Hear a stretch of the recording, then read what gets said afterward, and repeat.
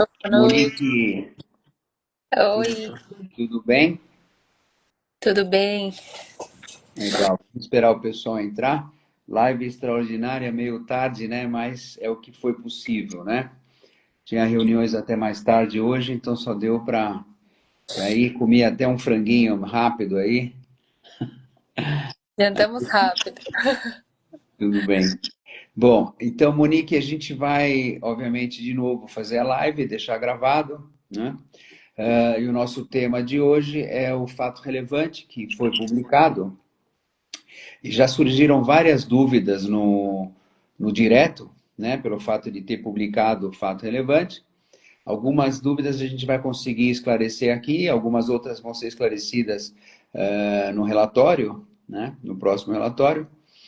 Mas a gente achou, Monique e eu, achou importante de dar uma palavrinha aqui e responder algumas perguntas na caixinha de perguntas, né, que nós temos, né, e a gente deixa gravado, né. Bom, iniciando. Então, hoje, o fundo RECT emitiu um fato relevante, né, no qual o fundo informa que assinou um termo, um term sheet, como a gente fala, um termo um memorando de entendimento, né, com um fundo que foi recém-criado, administrado pelo Orin Bank, e no qual o RECT se compromete a vender o imóvel Rio Claro, que é aquele imóvel que fica no complexo Cidade Matarazzo, são 3 lajes corporativas de 2.400 metros quadrados, mais ou menos, né? E o valor de venda é de 90 milhões de reais, né? Um pouco de histórico, esse imóvel foi comprado alguns anos atrás, porque o fundo RECT tinha uma opção de compra e achou que fazia sentido comprar por um valor de 56, eu acho, 58 milhões mais ou menos. Aí depois colocou algumas benfeitorias e o custo caixa do fundo ficou em 68 milhões de reais, né? Ao longo dos anos, o imóvel foi reavaliado para 87 milhões, mais ou menos, né? Então, pagou, custou 68 milhões, foi avaliado em 87 milhões, e uma venda de 90 milhões, ela provoca um lucro contábil de algo da ordem de 2 milhões e um lucro caixa da ordem de 22 milhões de reais, né? Então, isso aqui é sumarizando um pouco os números da transação. Essa venda, ela depende do fundo que assinou como compromissário comprador, né, como potencial comprador, levantar recursos no mercado, né? Obviamente, a gente não tem maiores detalhes da emissão, tudo isso vai ser protocolado na CVM, tem que passar por todo o processo de adquirir o registro para a emissão da oferta, mas tendo sucesso, estaria acontecendo essa venda, né? Como a venda ela é uma parte à vista, né, e uma parte a prazo, o lucro caixa ele acontece proporcional aos recebimentos das várias parcelas, né? Então ele não acontece de uma vez, o lucro caixa. Ele acontece ao longo dos meses nos quais o RECT vai recebendo as várias parcelas, né? Isso foi uma maneira que a gente achou de potencialmente conseguir realizar a venda. E uma vez que a dívida do fundo também é a prazo, né? Quer dizer, tem várias prestações, a gente tem recebimentos da venda e pagamentos da dívida, tudo ao longo dos próximos anos, né? Quer dizer, de uma certa forma, a dívida líquida, que seria um conceito de dívida líquida, que é a dívida de 187 milhões hoje, menos os 90 milhões que serão recebidos ao longo da vida, ficaria uma dívida líquida de 80 milhões mais ou menos, né? Quer dizer, potencialmente a dívida cai pela metade, né? É importante um pouco, eu acho, a gente analisar o histórico dessa compra, né? Num determinado momento, o fundo levantou recursos para fazer pagamento da dívida, né? E uma parte foi feito, mas aí, como teve essa oportunidade de comprar esse imóvel, que a gente achou, a gestão achou muito boa, a gente acabou comprando esse imóvel na expectativa de que se pudesse ter um ganho de capital, né? Então, ao longo dos anos, foi feito a alocação nesse imóvel. Teve o custo da dívida, obviamente, mas por outro lado teve a remuneração dos aluguéis. Então, um mata o outro mais ou menos, né? Não tem nenhum grande ganho, nem prejuízo. E no final acabou tendo um lucro nessa transação relativamente relevante, que é, se pensar num lucro caixa de 22 milhões, é quase R$ 2,50 por cota, mas isso ao longo dos próximos X anos, né? Não é nada que acontece à vista, isso é importante de declarar, né? Então o fundo fica mais leve, com uma dívida líquida menor, né? Isso tudo vai ser explicado no relatório, com detalhes e tudo. E como a dívida do fundo é 7,5% ao ano, né? Que é o custo da dívida, a venda também foi feita a 7,5% ao ano de cap rate, né? Então, isso também é um fator importante, porque a gente buscava sempre vender numa taxa não superior a 7,5% de cap rate. Então, parece, né, que a estratégia, apesar de ter tido um período de sofrimento, né, parece que a estratégia funcionou, né? Porque comprou num preço, carregou recebendo aluguel, pagou os juros da dívida e agora está realizando um lucro caixa, um ganho de capital importante, né? Então, acho que mais ou menos é isso. Monique, você acrescentaria alguma coisa? Não, acho que você falou tudo, Moise. Tá. A gente obviamente vai responder no direto, tem o canal do RI e o relatório vai dar maiores detalhes. Mas o importante é que a venda não está concretizada. Isso é importante. O fato relevante diz que está sujeito ao fundo, o comprador, levantar os recursos necessários para a aquisição, tá? Então, há muita cautela com relação a essa informação. Aqui, Biel Gabi. Os pagamentos mensais vão cair? Ah, Talvez você se refere ao dividendo mensal, imagino, né? A gente ainda não tem toda essa matemática, né? Porque os recebimentos, eles acontecem ao longo da vida, né? Da venda. E a gente tem algumas possibilidades. Usar a maior parte para pagar o IPCA em cima do estoque da dívida, né, o IPCA acumulado, ou pagar o principal, então sobra mais recursos para distribuir. Então, isso ainda não está definido. A gente vai procurar definir, de acordo com as condições de mercado, se e quando essa operação de venda se materializar. Tá? Então, muitas informações a gente ainda não divulga, porque ainda não tem essa informação disponível. Depois tem o Lucas Cowen. Acredita que talvez seja isso que o mercado esteja precipitando o valor da cota?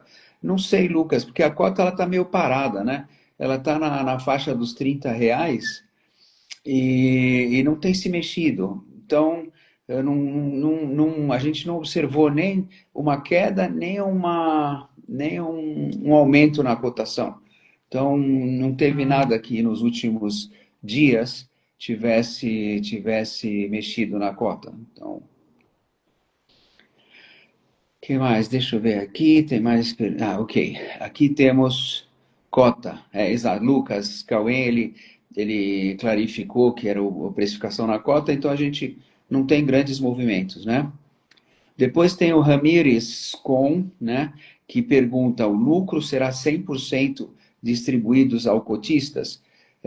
Ramires, a gente não tem essa informação ainda, porque é uma questão de analisar o fluxo de caixa do fundo e decidir se o lucro vai ser utilizado para reduzir o IPCA acumulado da dívida ou para distribuição, tá? Então, de qualquer forma, a gente acredita que o fundo fica mais leve, né? Quer dizer, a conta de juros mensais, ela cai significativamente, né? Mas ainda não dá para responder essa pergunta, tá? Aqui tem um monte. Oi, Monique, aqui tem um monte de pergunta, né? Fora algum pessoal que quer Quer que eu participar. leia aqui? Hã? Quer que eu leia daqui? Não, tranquilo, vamos nessa. Deixa, que mais? Oh, Vitor Duarte, ele comenta, né? Desalavancar é quase sempre positivo, bacana. Obrigado, Vitor, pelo comentário, pelo apoio. Vitor Lopes Duarte é o Managing Director, é o gestor principal da Suno, né? E ele está sempre aqui apoiando a gente apoia eles também. Obrigado, Vitor, pela participação. Depois nós temos aqui o Brito, Isaac Brito, que pergunta: boa noite, Moisés. A gestão já pensou em mudar a estratégia do fundo? Exemplo, híbrido, tijolo, papel. Em princípio, não, Isaac. A gente tem um longo caminho pela frente na gestão dos tijolos, né? E da endividamento do fundo, né? Que ainda teria um certo valor. Então, em princípio, não tem esse objetivo, né? Quem é o adquirente possui credibilidade no mercado. Bom, que nem o fato relevante diz que é um fundo imobiliário recém-estabelecido que terá como objetivo captar recursos para fazer aquisição. Então, o administrador fiduciário tem credibilidade, sim, né? Então, isso é que é importante.